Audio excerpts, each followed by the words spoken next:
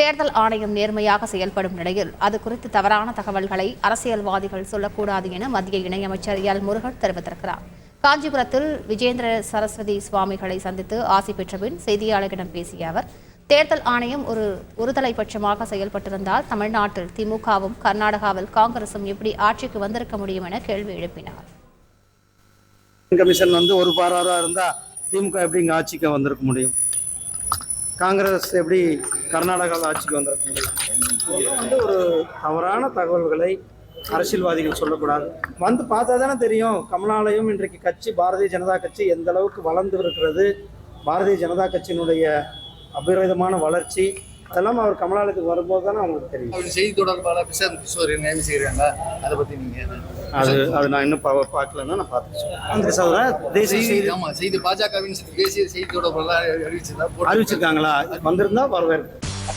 ட்ரெண்ட உங்க ஃப்ரெண்ட் ஆக்கிக்கோங்க. யூடியூப்ல 1 கோடி சப்ஸ்கிரைபர்கள் கொண்ட உங்கள் தந்தி டிவியோட இணைந்திருங்க.